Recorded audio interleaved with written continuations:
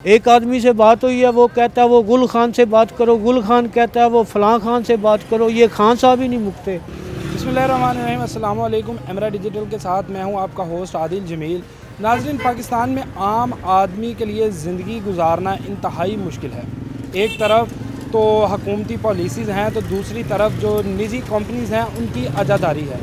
यहाँ पर हमारे साथ एक साहिल मौजूद हैं जो कि एक सिक्योरिटी कंपनी में एक गार्ड की मुलाजमत करते थे और 20,000 माहाना सैलरी लेते थे, लेकिन यहाँ पर उन्हें काम के बावजूद जो है वो सैलरी अदा नहीं की जाती।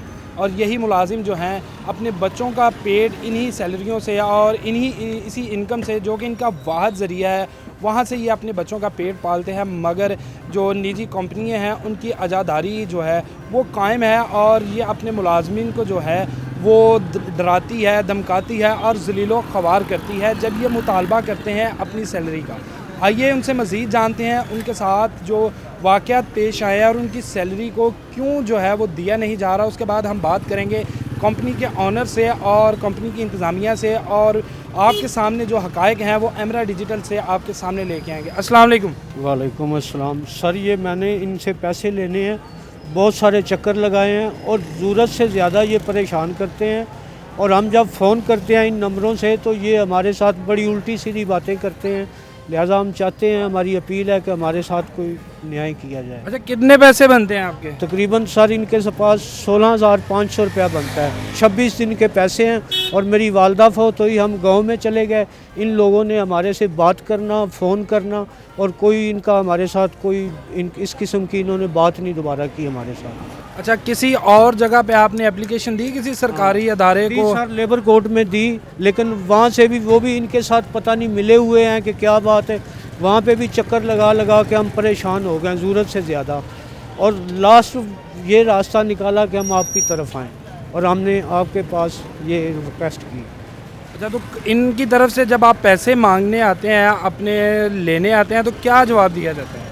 सर वो जवाब तो तब दें ना जब हमारे साथ कोई बात हो। तो ये हमारी कॉल ही नहीं सुनते, फ़ोन ही नहीं सुनते। एक आदमी से बात हुई है, वो कहता है वो गुल खान से बात करो, गुल खान कहता है वो फलां खान से बात करो, ये खान साहब ही नहीं मुकते। वो बंदा हमसे बात करने को तैयार ही नहीं जिससे हमने पैसे लेने हैं।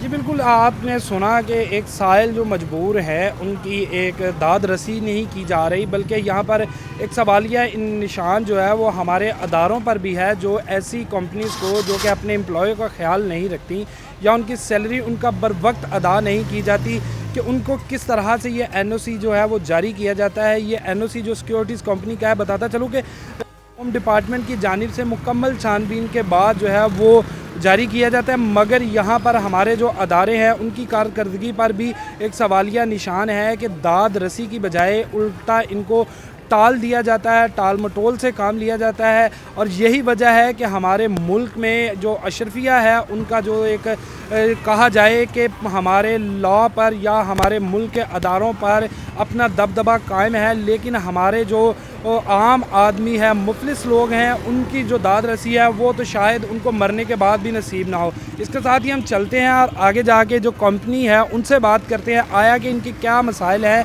और किस कानून के तहत उन्होंने इनकी सैलरी जो है वो दबा रखी है। आइए।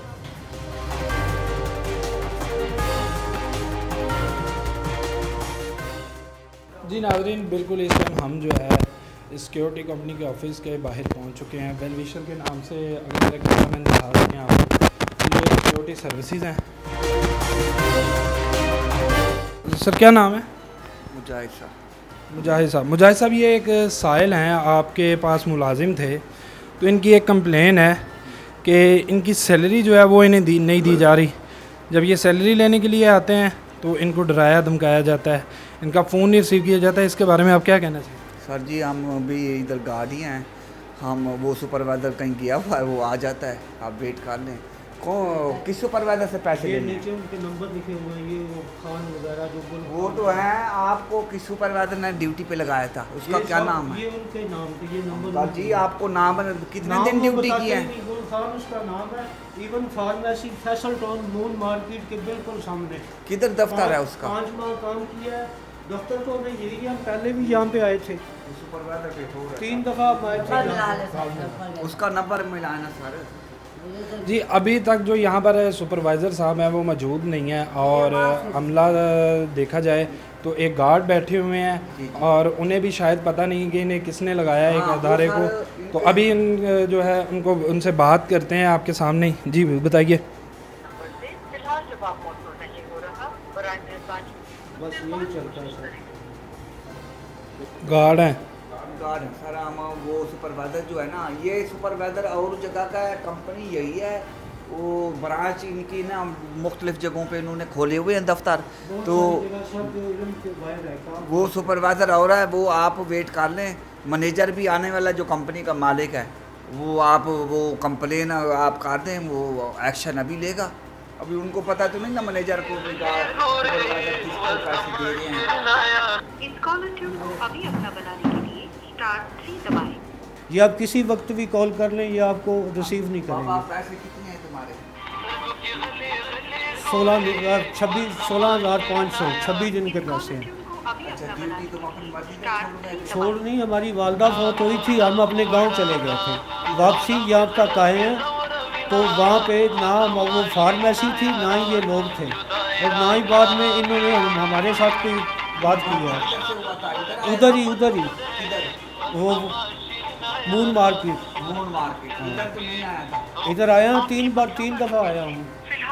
अच्छा जी, ये कंपनी के एक सुपरवाइज़र हैं, वो इस टाइम कॉल रिसीव नहीं कर रहे। शायद उन्हें इल्म हो चुका है या कुछ भी कहा जाए, ये उनकी कारकर्दगी है। एक सुपरवाइज़र का काम है अपनी पूरी टीम को सुपरवाइज़ करना, लेकिन यहाँ पर अगर देखा जाए तो जो सुपरवाइज़र हैं वो मालकान के टाउट बन चुके हैं।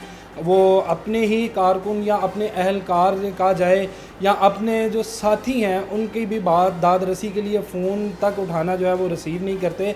और यहाँ पर बताता चलूँ कि जो सरफराज साहब साहिल है, इनकी वालदा जो है वो इंतकाल कर चुकी थी, जिस पर जो है ये एक सदमा था, जहाँ जो अपनी वालदा की तदफीन के लिए ये अपने आबाई इलाका में गए हैं। तो वहाँ से इन्होंने जो है वापस आए हैं, तो ना इनको इनके बकाया जात अदा किए गए, बल्कि इनको नौकरी से भी जो है वो निकाल दिया गया बग़ैर किसी नोटिस के और कोई वजह बताए बगैर।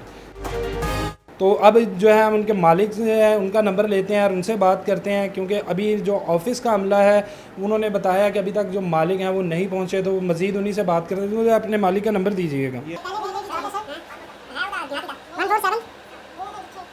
अस्सलाम वालेकुम। अब्बास साहब, आदिल जमील गल कर रहे हैं एमरा न्यूज़ तो। जी। अच्छा अब्बास साहब, ਅਸੀਂ ਤੁਹਾਡੇ ਜਿਹੜਾ ਦਫ਼ਤਰ ਹੈ ਗੋਲਡਨ ਪਲਾਜ਼ਾ 'ਚ ਉੱਥੇ ਖੜੇ ਆ ਜਨਾਬ। ਤੁਹਾਡੇ ਕੋਲ ਇੱਕ ਮੁਲਾਜ਼ਮ ਸੀ ਸਰਫਰਾਜ਼ ਨਾਮ ਤੋਂ। ਸਰਫਰਾਜ਼ ਨਾਮ ਤੋਂ? ਜੀ ਜੀ। ਉਹਨਾਂ ਦੇ ਕੁਝ ਬਕਾਇਆ ਜਾਤ ਨੇ, ਉਹ ਤੁਹਾਡੇ ਦਫ਼ਤਰਾਂ ਦੇ ਵੀ ਚੱਕਰ ਲਾ ਰਹੇ ਨੇ ਤੇ ਉਹਨਾਂ ਨੂੰ ਕੁਝ ਬਕਾਇਆ ਜਾਤ ਵੀ ਅਦਾ ਨਹੀਂ ਕੀਤੇ ਜਾ ਰਹੇ, ਔਰ ਉਹਨਾਂ ਦਾ ਜਨਾਬ ਜਿਹੜਾ ਹੈ ਨੌਕਰੀ ਤੋਂ ਵੀ ਉਹਨਾਂ ਨੂੰ ਬਗੈਰ ਦੱਸੇ ਹੀ ਬਰਖਾਸਤ ਕੀਤਾ ਗਿਆ ਹੈ, ਕਿਉਂਕਿ ਉਹਨਾਂ ਦੀ ਵਾਲਦਾ ਦਾ ਇੰਤਕਾਲ ਕਰ ਚੁੱਕੇ ਸੀ। ਤੇ ਅਸੀਂ ਤੁਹਾਡੇ ਨਾਲ ਗੱਲ ਕਰਨ ਲਈ ਤੁਹਾਡੇ ਦਫ਼ਤਰ ਮੌਜੂਦ ਹਾਂ। ਅੱਛਾ, ਤੇ ਉਹ ਸਰਫਰਾਜ਼ ਕਿੱਥੇ ਹੈ? ਸਰਫਰਾਜ਼ ਵੀ ਨਾਲ ਹੀ ਹੈ। ਅੱਛਾ, ਤੇ ਕਿਹੜੀ ਜਗ੍ਹਾ ਡਿਊਟੀ ਕਰਦੇ ਰਹੇ? ਕਿਹਦੇ ਕੋਲ ਕਰਦੇ ਰਹੇ ਨੇ? हाँ supervisor even pharmacy, Faisal town, moon market ਦੇ ਬਿਲਕੁਲ ਸਾਹਮਣੇ ਸਟੇਟ। ਅੱਛਾ, ਫੈਸਲ ਟਾਊਨ, ਮੂਨ ਮਾਰਕ। ਤੇ ਕੌਣ ਇੰਚਾਰਜ ਕਰਾ ਹੈ ਸੁਪਰਵਾਈਜ਼ਰ ਨਾਲ ਦਾ? ਇਹ ਉਹ ਪਠਾਨ ਨੇ, ਉਹ ਗੁਲ ਖਾਨ ਅਲੀ। ਗੁਲ ਖਾਨ ਵਾਲੀ। ਅੱਛਾ, ਚਲ ਮਿਲ ਜਾਣਗੇ ਪੈਸੇ, ਕੋਈ ਮਸਲਾ ਨਹੀਂ ਬਾਈ। ਇਹ ਤੇ ਪਹਿਲੇ ਮਹੀਨੇ ਤੋਂ ਸਰ ਮੈਂ ਗੱਲ ਸੁਣ ਰਿਹਾ ਕਿ ਪੈਸੇ ਮਿਲ ਜਾਣਗੇ, ਤੇ 6ਵਾਂ 7ਵਾਂ ਮਹੀਨਾ 5ਵਾਂ ਚੌਥਾ। ਸਾਨੂੰ ਤਾਂ ਪਤਾ ਨਹੀਂ ਹੈ ਨਾ, ਸਾਨੂੰ ਤਾਂ ਅੱਜ ਹੀ ਤੁਸੀਂ ਦੱਸ ਰਹੇ ਹੋ ਨਾ। ਸਰ ਮੈਂ 3 ਦਫਾ ਇੱਥੇ ਚੱਕਰ ਲਾ ਕੇ ਗਿਆ। ਚੱਕਰ ਲਾ ਚੁੱਕੇ, ਚਲੋ ਮੈਂ ਕਿਹਾ ਤਾਂ ਤੁਹਾਨੂੰ ਦੇ ਦੇਣਾ, ਉੱਥੇ ਫਿਰ ਜਾ ਕੇ ਗੱਲ ਕਰਾ ਦੇ। ਹੁਣ ਪੈਸੇ ਕਿਉਂ ਨਹੀਂ ਦਿੰਦੇ? अच्छा सर, तुसी कितनी देर तक पहुँचोगे?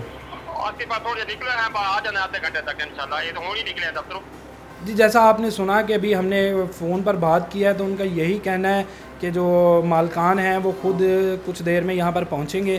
तो अब हम उनका इंतज़ार करते हैं और उसके बाद हम यहाँ से जो सरफराज साहब साहिल हैं, एक गरीब इंसान हैं, उनकी दाद रसी और कोशिश यही होगी कि इनके मामला जो है अगर किसी के बकाया जात अदा किए जाते हैं तो वो करवा कर ही यहाँ से निकलें।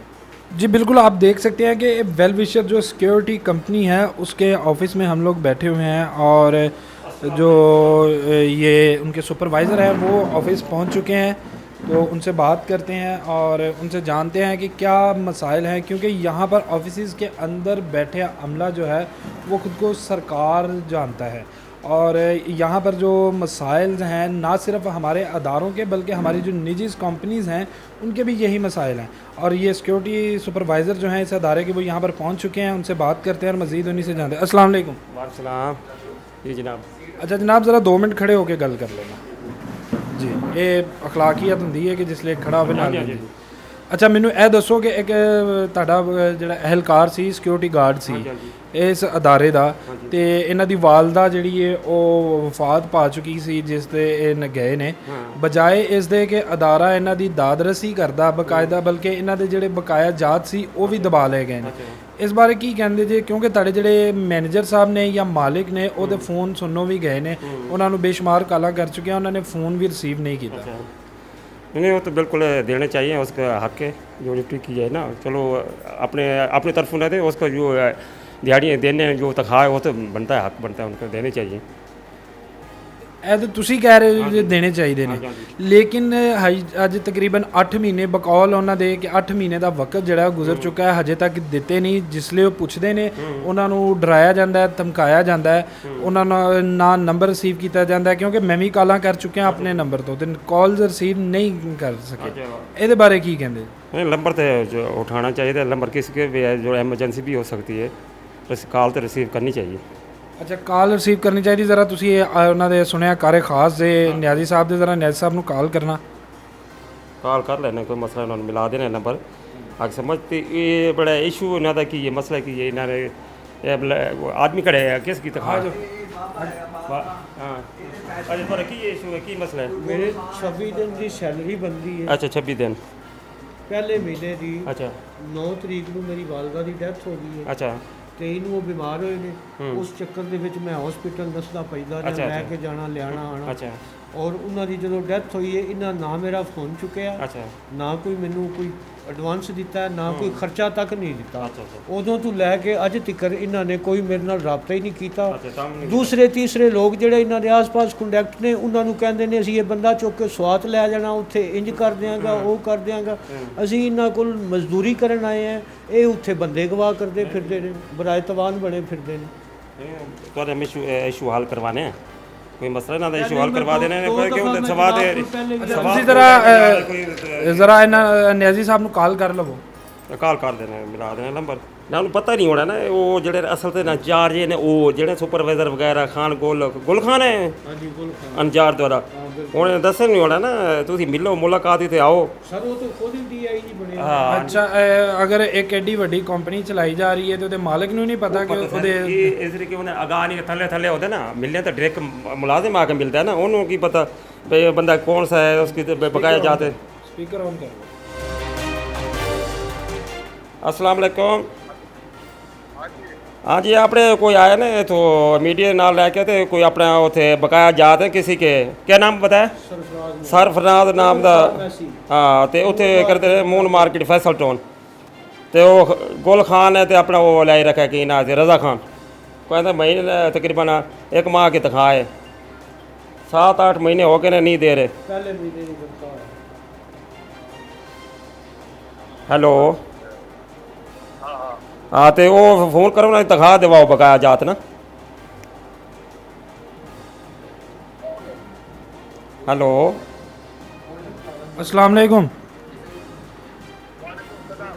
नियाजी साहब आदिल जमील बात कर रहा हूँ एमरा न्यूज़ से।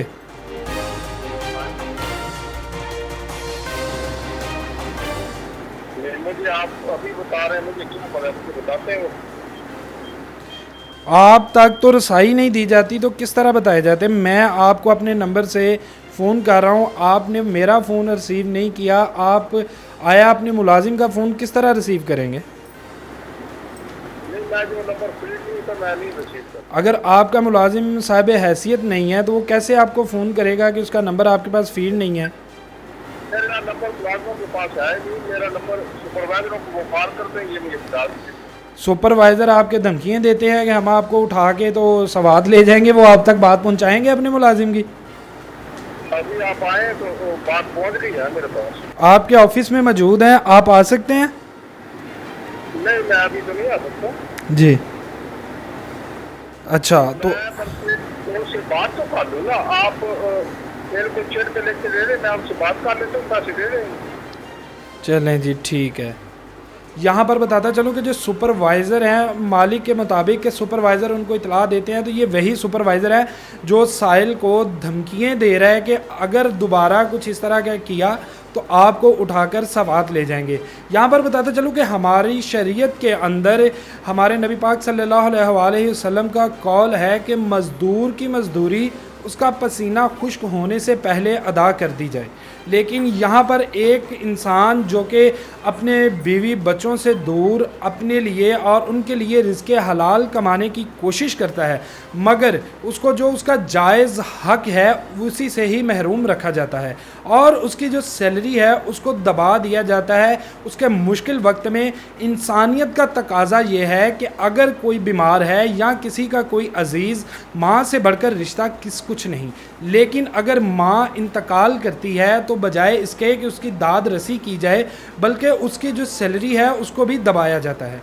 ये हमारे अदारों पर और हमारी ख़ास तौर पर हमारी इंसानियत पर एक सवालिया निशान है कि क्या हम लोग इस तरह से इंसानियत को फ़रोग या देने के दावे तो करते हैं, क्या हम इंसानियत के हवाले से इंसान कहलाने के लायक हैं कि हम किसी की मजबूरी का फ़ायदा उठाते हुए ना सिर्फ चंद रुपयों की खातिर अपने ईमान को भी जो है वो कमज़ोर करते हैं, बल्कि हम गरीब का हक़ खाने से भी बाज नहीं आते।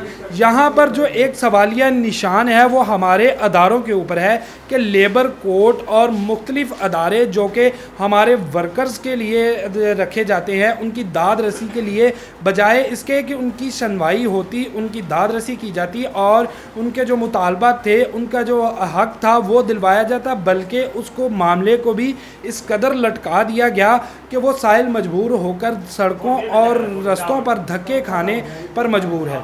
यही सवाल आज हम आपके सामने छोड़ते हैं, क्या हम इंसान कहलाने के लायक हैं? इसके साथ ही मुझे दीजिए इजाज़त। अल्लाह हाफ़िज़।